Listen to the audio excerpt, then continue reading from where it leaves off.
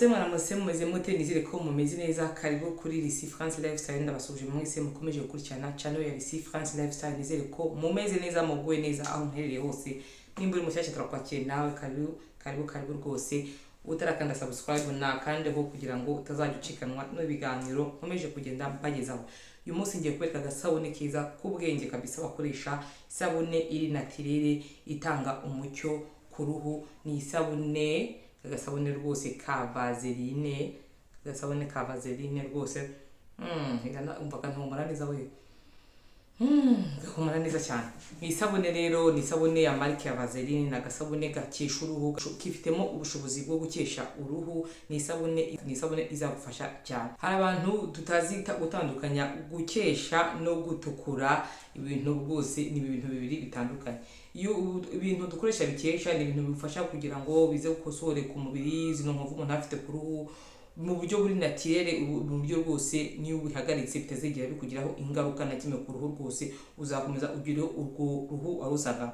Ariko abantu bisiga ibintu bitukuza murabizi rwose iyo byisigiye cyane byica uruhu. Ikindi kandi unabihagaritse urabizi ukuntu uruhu ruhita rumera rusigara rumeze, cyangwa se iyo wisize byinshi ukuntu byica uruhu. Niyo tandukaniro biri. Ino sabune rero ya vaseline ni sabune nziza cyane, ni agasabune umva karahumura neza rwose. Na gasabune kagufasha gukoresha muri dushe ukakisiga umubiri wose, haba no mu maso hose, ugategereza iminota 2 ubundi ukikuba naga neza, ubundi ugakuraho kwisiga amavuta usanzwe bisiga. Iyi sabune izagufasha gukuraho inkovu ufite ku mubiri. Iyi sabune ikindi izagufasha ufite ku mubiri, haba ku maguru, haba mu mugongo, mu gatuza.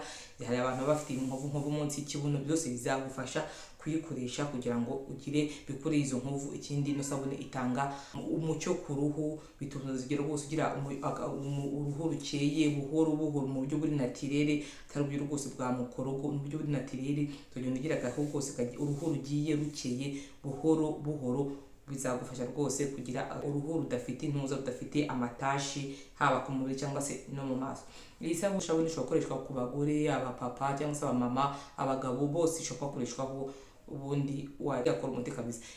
Ino sabune rwose irahendutse cyane pe, ushobora kuyigura nk'igihumbi cyangwa se 500 bitewe n'aho yigurira, ariko irahendutse cyane kandi iraboneka ahantu hose. Mujya kuzigura muri za shop zicuruzamo ibintu by'amasabune by'amavuta meza kabisa, abantu bashobora kuguramo ibintu by'amavuta meza.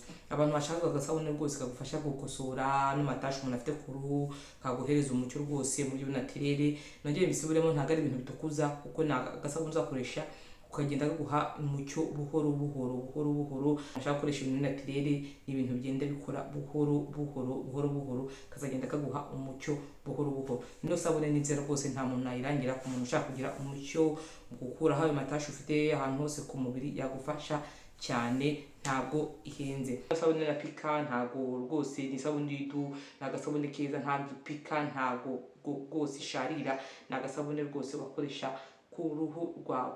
Abantu bashaka agasabune keza rwose kari naturelle kagufasha kugira ngo ukeshe uruhu, agasabune n'ubwenge cyane ndakabarangiye. Mukomeza gukurikirana ibiganiro nkomeje kubagezaho kugira ngo tuzagicanwa. Umpe like niba aka video hari icyo kakwigishije. Ikindi dukomeze twiteho muri rusange, haba ku ruhu, haba mu mutwe no mu imbere, byose ni ngombwa birakenewe. Imana y'amahoro ikomeze barinde. Ciao.